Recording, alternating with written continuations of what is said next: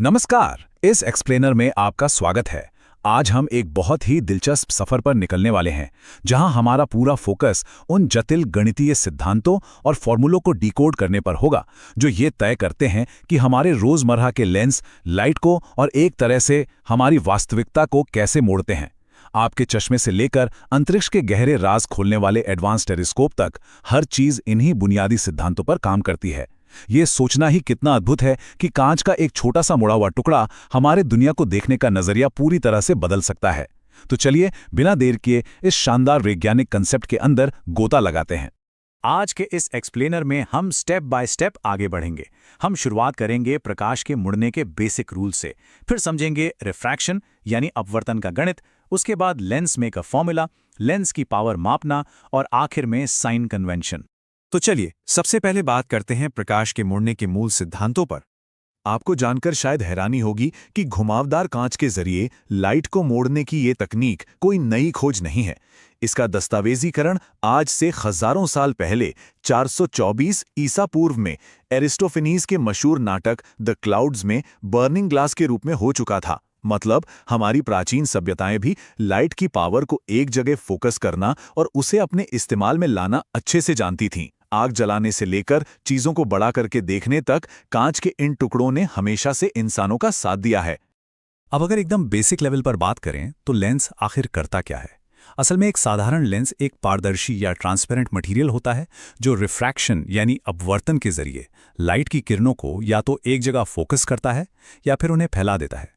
होता यह है कि जब लाइट हवा जैसे हल्के माध्यम से कांच जैसे सघन माध्यम में जाती है तो उसकी स्पीड थोड़ी कम हो जाती है और वो मुड़ जाती है। फिजिक्स की इसी सटीक बेंडिंग का इस्तेमाल करके मायोपिया जैसी आंखों की दिक्कतों को चुटकियों में ठीक किया जाता है। अब बढ़ते हैं अपने दूसरे भाग की तरफ, जो है अपवर्तन का गणित। लेंस के अंदर लाइट का बर्ताव कैसा होता है, इसे समझने के लिए हम इसे 3 बहुत ही लॉजिकल स्टेप्स में बांट सकते हैं। पहला स्टेप, लाइट सबसे पहले लेंस की पहली गोलाकार सतह पर टकराकर मुड़ती है। दूसरा स्टेप, इस मुड़ने की वजह से जो पहली इमेज बनती है वो एक वर्चुअल ऑब्जेक्ट या आभासी वस्तु का काम करने लगती है। और तीसरा स्टेप, लेंस की दोनों सतहों के गणितीय समीकरणों को एक साथ जोड़ दिया जाता है। अब जरा इस ज्योमेट्री को देखिए, ये बहुत ही दिलचस्प है। यहाँ लाइट एक माध्यम, जिसे हम N1 कह रहे हैं, से निकलकर दूसरे माध्यम N2 में जा रही है। इस पूरे रास्ते को ट्रैक करने के लिए वैज्ञानिक छोटे कोण के अनुमानों और स्नेल के नियम का इस्तेमाल करते हैं। स्नेल का नियम हमें ठीक ठीक बताता है कि अलग अलग डेंसिटी वाले मीडियम्स के बीच लाइट किस एंगल पर मुड़ेगी। सच कहूं तो मॉडर्न ऑप्टिक्स के सारे बड़े और जटिल फॉर्मूले इसी एक मजबूत बुनियाद पर टिके हुए हैं। जब हम उस ज्योमेट्री पर अपने कार्टेशियन रूल्स लागू करते हैं तो हमें ये मास्टर इक्वेशन मिलती है। इसे देखकर घबराने की जरूरत नहीं है। यहाँ u बस उस वस्तु की शुरुआती दूरी है, v बनने वाली इमेज की दूरी है और r उस वक्र या कर्व का रेडियस है। कुल मिलाकर यह फॉर्मूला हमें साफ साफ बताता है कि कोई भी घुमावदार सतह लाइट के टकराने पर कैसे रिएक्ट करेगी। चलिए अब आते हैं भाग 3 पर, लेंस मेकर का सूत्र। एक काम करने वाला लेंस बनाने के लिए हमें ऐसी 2 मुड़ी हुई सतहों को जोड़ना पड़ता है। इसे एक चेन रिएक्शन की तरह सोचिए। जब लाइट लेंस में एंटर करती है तो पहली सतह, जिसे यहाँ ABC कहा गया है, पर रिफ्रैक्शन होता है और एक वर्चुअल इमेज बनती है। अब मजेदार बात यह है कि यही वर्चुअल इमेज लेंस की दूसरी सतह के लिए एक असली ऑब्जेक्ट या रियल वस्तु की तरह बर्ताव करने लगती है।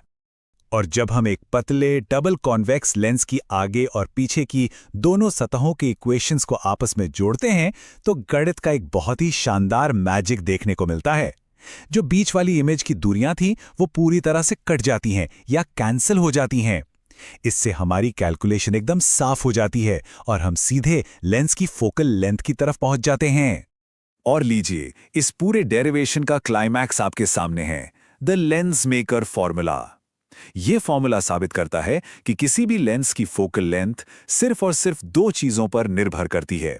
पहला, कांच का रिफ्रैक्टिव इंडेक्स यानी वो कितना सघन है, और दूसरा, उसके वक्रता के 2 रेडियस।